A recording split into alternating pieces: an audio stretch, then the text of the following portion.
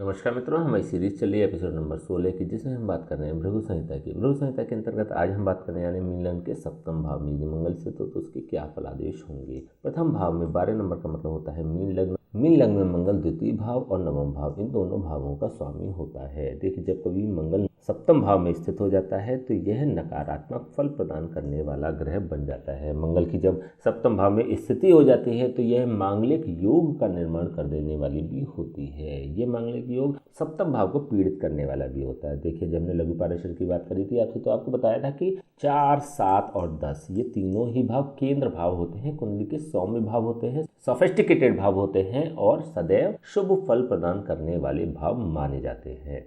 और मंगल एक क्रूर ग्रह होता है, नैसर्गिक रूप से एक क्रूर ग्रह होता है। तो जब कभी भी एक सौम्य भाव में और एक केंद्र भाव में क्रूर ग्रह की स्थिति अथवा पापी ग्रह की स्थिति बन जाती है तो वह अशुभ ही फल प्रदान करने वाला ग्रह बन जाता है। यहाँ पर सप्तम भाव में स्थित मंगल नकारात्मक फल प्रदान करेगा, पहली चीज। दूसरी बात यह है कि मंगल अपने शत्रु बुध की राशि में स्थित हो रहा है। यहाँ पे कन्या राशि स्थित है और कन्या राशि का स्वामी होता है बुध। मंगल बुध को शत्रु भाव से देखता है, तो अपने शत्रु की राशि में स्थित होने के बाद यह और भी नकारात्मक फल प्रदान करने वाला बन जाता है। व्यक्ति के जीवन साथी को मंगल से संबंधित नकारात्मक फल प्रदान करने वाला बन जाता है। मंगल के जो अपने कंटेंट्स होते हैं वह व्यक्ति के जीवन साथी को नकारात्मक रूप में प्राप्त होते हैं।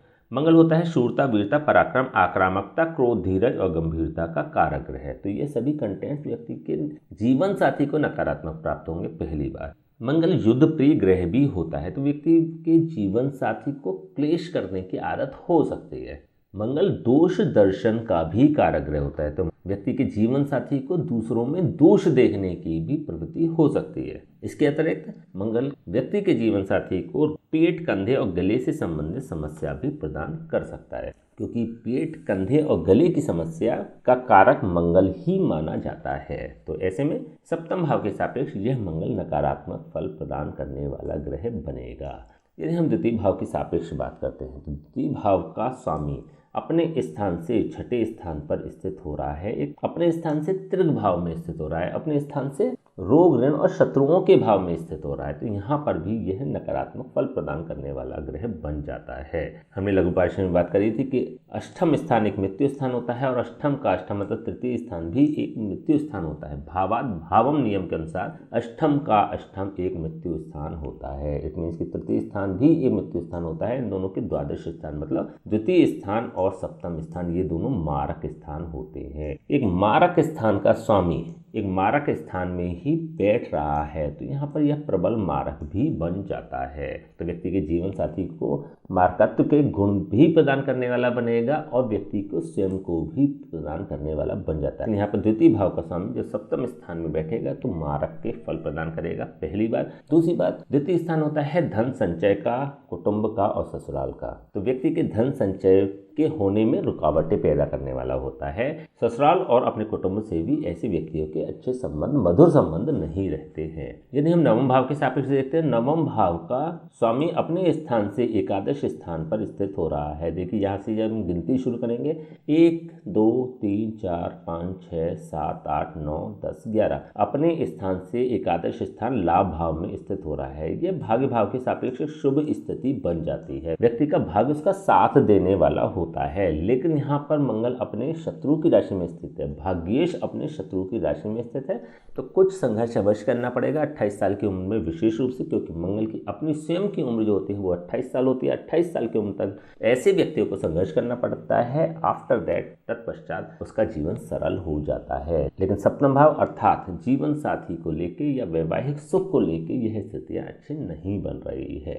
देखिए, भाग्येश का सप्तम भाव में स्थित होने का एक और भी अर्थ होता है। यहाँ पर भाग्येश का मतलब त्रिकोण स्थान, त्रिकोण स्थान का स्वामी, त्रिकोण भाव का स्वामी एक केंद्र भाव में स्थित हो रहा है। लघु पारेषण में मुझे राजयोगों की आपसे बात करती थी, चर्चा करी थी, तो आपको ये बात बताई थी कि जब कभी भी केंद्र और त्रिकोण का आपस में किसी भी प्रकार का संबंध बनता है, संबंध की भी हमने परिभाषा बताई थी।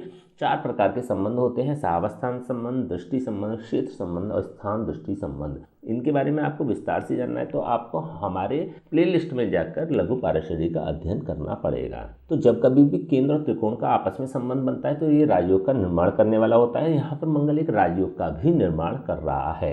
यहाँ पे व्यक्ति के जीवन साथी को भी एक समृद्ध और प्रतिभाशाली और प्रभावशाली व्यक्तित्व बनाने का कार्य यह मंगल कर देता है। तो व्यक्ति का जीवन साथी प्रभावशाली, प्रतिभाशाली और समृद्ध व्यक्तित्व का स्वामी होगा। चलिए हम बात करते हैं इसके कारकत्व की। मंगल होता है तृतीय स्थान का कारक और षष्ठम स्थान का कारक। तृतीय भाव के सापेक्ष यदि हम देखते तो मंगल अपने स्थान से पंचम स्थान पर स्थित हो रहा है। तृतीय स्थान होता है मेहनत का, परिश्रम का, पुरुषार्थ का और पराक्रम का। ये सभी गुण व्यक्ति के जीवन साथी में विद्यमान होंगे। व्यक्ति का जीवन साथी निडर स्वभाव का होता है। ऐसे व्यक्ति भी स्वयं मेहनती प्रवृत्ति के होते हैं, साहसी प्रवृत्ति के होते हैं, निडर प्रवृत्ति के होते हैं। यह भी एक कारण है कि वैवाहिक जीवन कहीं ना कहीं स्पॉइल होने का कार्य करता है, क्योंकि व्यक्ति का स्वयं का व्यक्तित्व जो होता है और व्यक्ति के जीवन साथी का व्यक्तित्व होता है वह लगभग सेम प्रवृत्ति का होता है।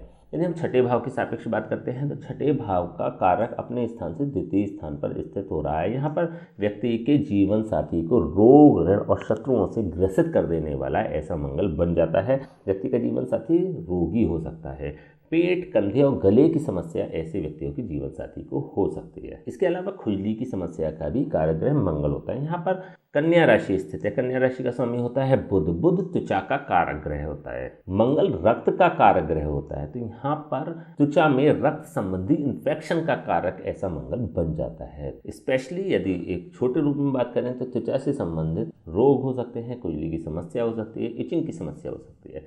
चलिए हम बात कर लेते हैं इसकी दृष्टियों की। मंगल की 3 दृष्टियां होती हैं, चतुर्दृष्टि, सप्तम दृष्टि और अष्टम दृष्टि। चतुर्दृष्टि से ऐसा मंगल दशम भाव को देख रहा है, सप्तम दृष्टि से ऐसा मंगल लग्न भाव को देख रहा है और अष्टम दृष्टि से ऐसा मंगल द्वितीय स्थान को देख रहा है। यदि हम इसकी चतुर्दृष्टि की बात करें तो हमने बात करी थी मंगल की चतुर्दृष्टि सुख प्रदान करने वाली होती है और सुरक्षा प्रदान करने वाली होती है, जो दशम भाव पर पड़ रही है। व्यक्ति स्वयं वेल सेटल्ड होगा, प्रोफेशनली अच्छी वर्किंग वाला होगा, अच्छे डेजिग्नेशन वाला होगा, अच्छे पोजीशन वाला भी होता है। तो यहाँ पर दशम भाव के सापेक्ष ये मंगल शुभ फल प्रदान करने वाला होगा। मंगल की जब यहाँ से पूर्ण दृष्टि और सप्तम दृष्टि लग्न भाव पर पड़ती है तो जैसा कि अभी हमने बताया कि मंगल के जो भी कंटेंट्स हैं वह लग्न को भी प्राप्त हो जाएंगे। मंगल होता है शूरता, वीरता, पराक्रम, आक्रामकता, क्रोध, धीरज और गंभीरता का कारक ग्रह।